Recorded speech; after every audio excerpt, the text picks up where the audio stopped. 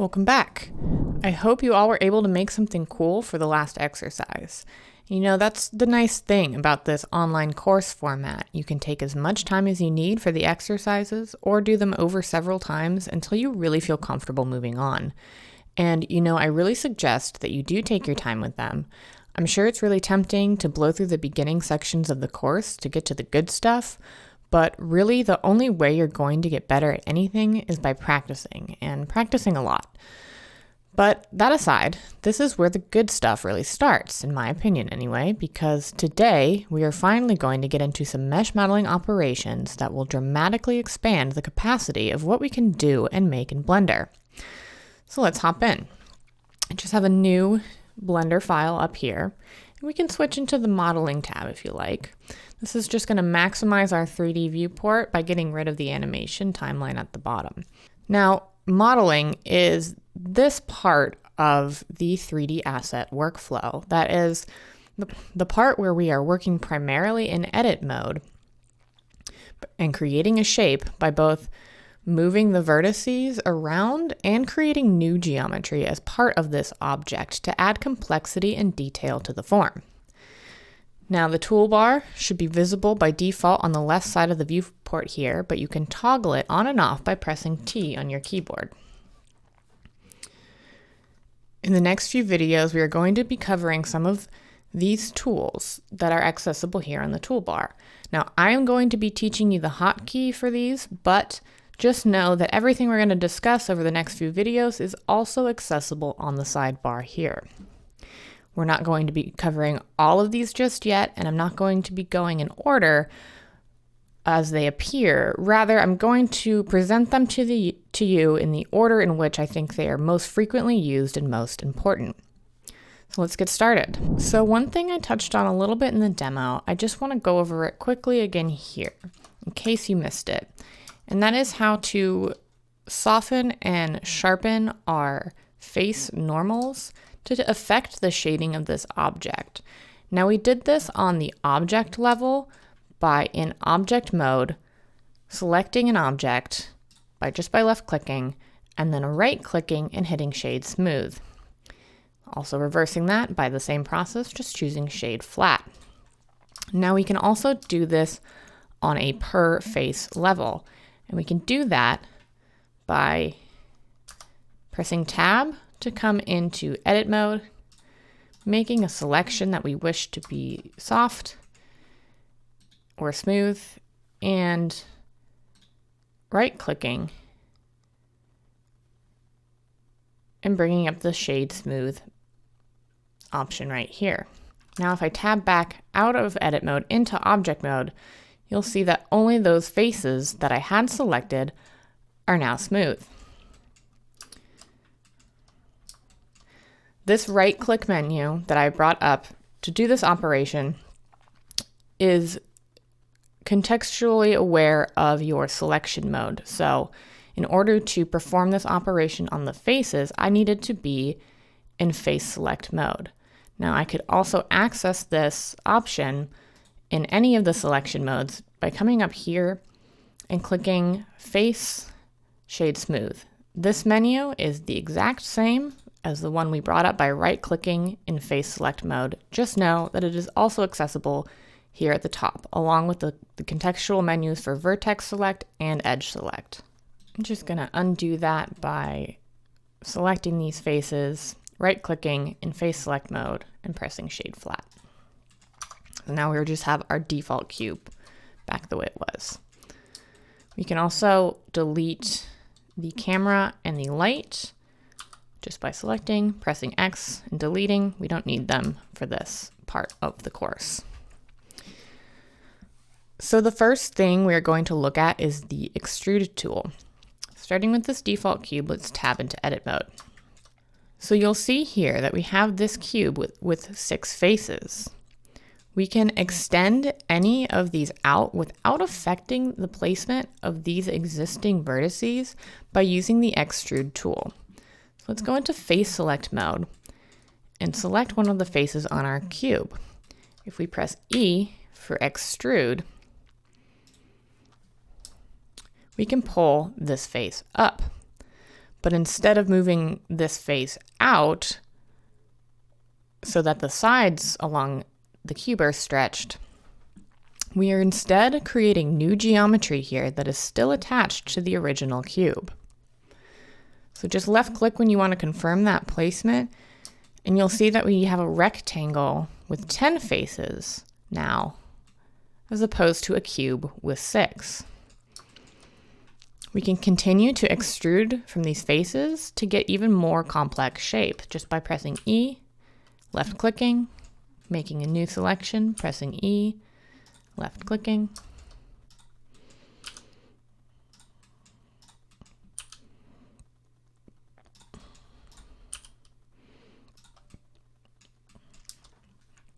So now, if we think about combining this with the transformation functions we already know, we can get even more complex shapes. So if we extrude, we can scale these faces. We can extrude and rotate these faces. We can extrude and we can hit G and grab and move these faces around.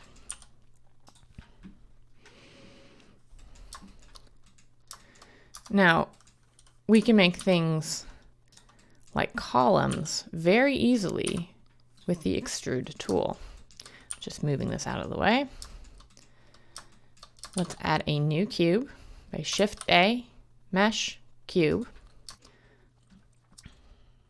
So we'd start with the base by flattening this cube a little. So let's just hit S and Z to scale it along its Z axis, approximately that width. You can now tab into edit mode. And now let's use the Extrude tool to build this column up from the base. So this is how I'm going to do this. I'm going to select this top face. I'm going to hit E for extrude, but instead of dragging it up, first I'm going to scale it. So before I left click, if I press S to scale it, we can scale it in and create this inset face. Now, if we press, with this face selected, if we press E again, we can extrude it straight up, click to place, and now we're going to repeat the process that we did down here in reverse up here to create the top. So we are just going to press E to extrude, and then instead of clicking to place, we're going to press S to scale it out. And I'm just eyeballing this. Obviously, if you were building columns, you'd want these to be, you know, the same width and height and things, but we're just eyeballing this just for demonstration. So now we have this flattened face that is laying exactly on top of this face here. So we're getting sort of this weird flickering, which we've seen in the past called Z fighting. But all we have to do now from here is, with that same selection still made, press E again, pull that up, flickering's gone, and we have our basic column shape. Pretty cool.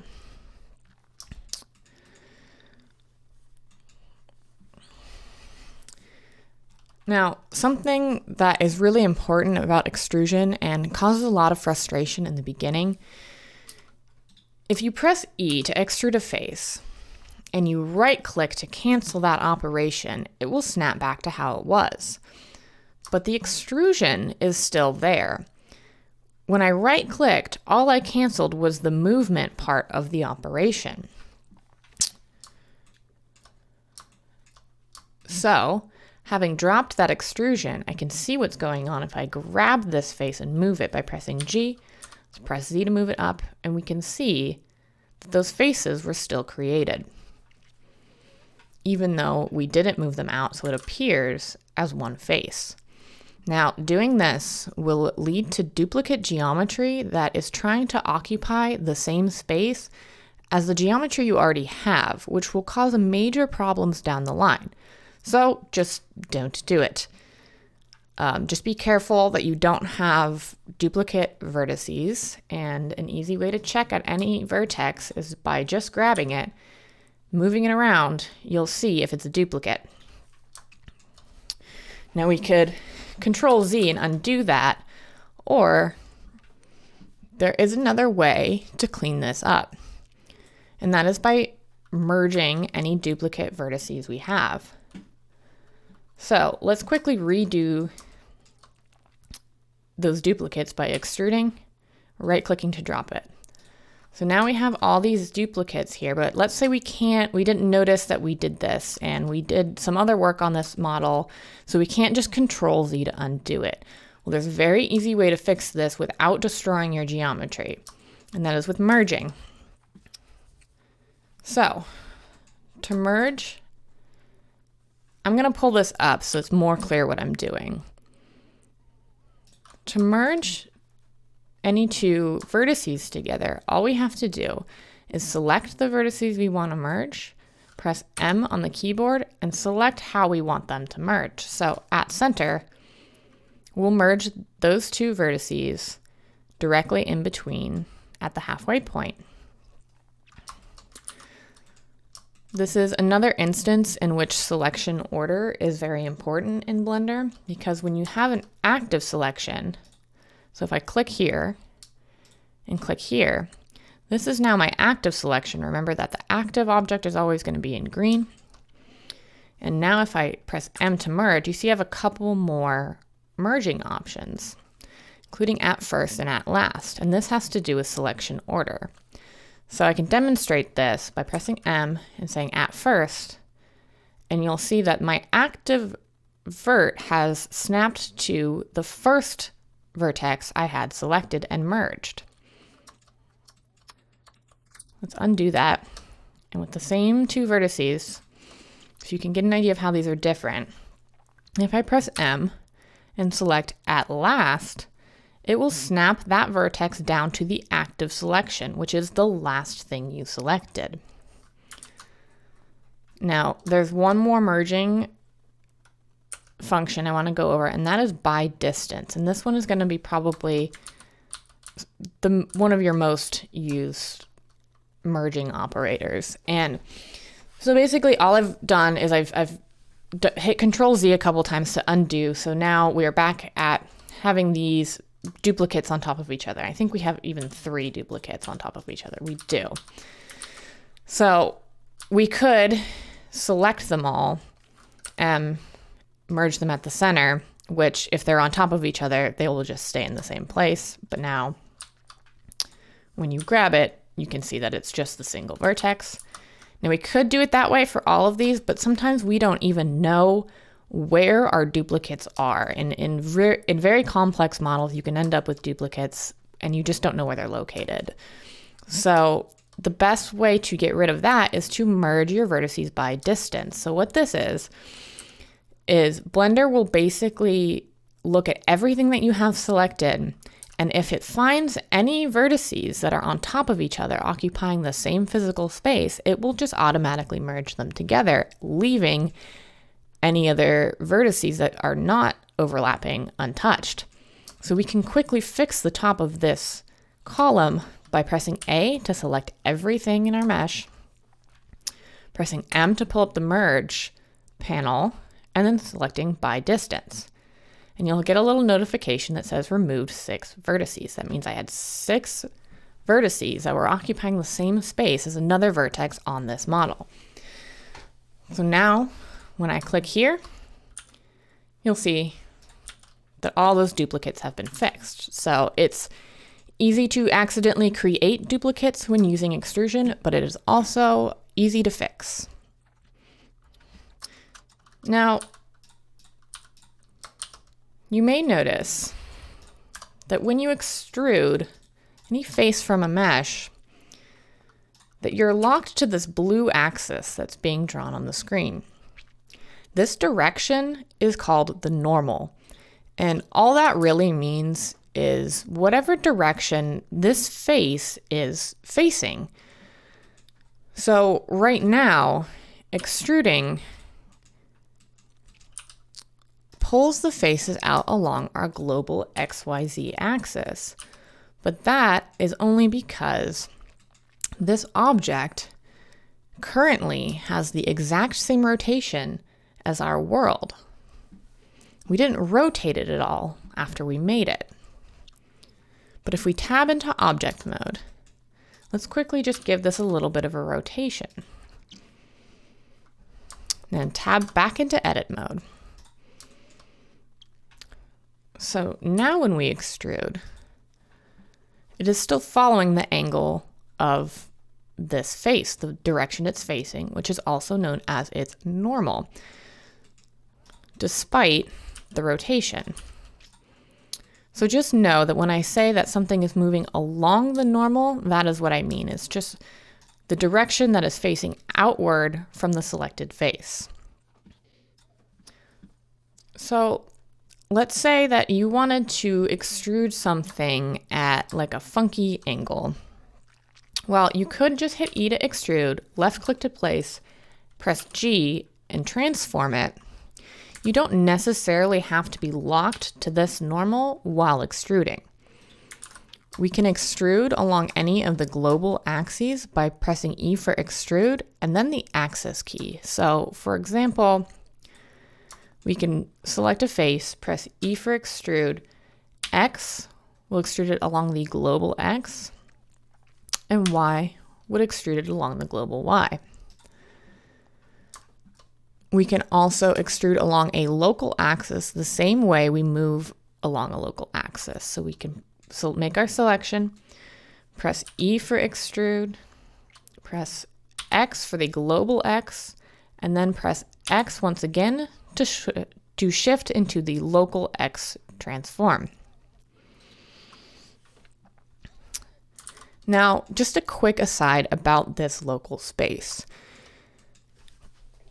You may be wondering why when you press G to grab something and then double tap X, it moves this direction, but when you press E and double tap X, it moves this direction. This is because this object has a local rotation such that this is the local X. And when we perform a grab operation, it's looking at the object's local X rotation. But when we extrude, it is only looking at the local transform for this face only. So Blender reads this as left and right for this face, this for forward and back, and this for up and down. It's a little bit confusing, and that's something that you will just get used to with practice. Just remember that the local space for a single selection is not necessarily the same as the local space for your object. Another note about the extrude and local versus global space, you'll notice that if I hit E to extrude and hit Z, instead of being locked to the global Z axis, I am in this free transform mode. That's because when I say a direction along its normal, that is another way of saying the local Z axis. So when you start an extrusion, you are already moving in its local Z space. We can change this to the global Z if we hit E to extrude. Z wants to drop the axis, Z again will lock it to the global space, and Z a third time will lock it to the local space, but that is the same as just pressing E by itself. So that is the extrude tool. We'll do a demonstration for it, and in the next video we're going to cover some more of these functions.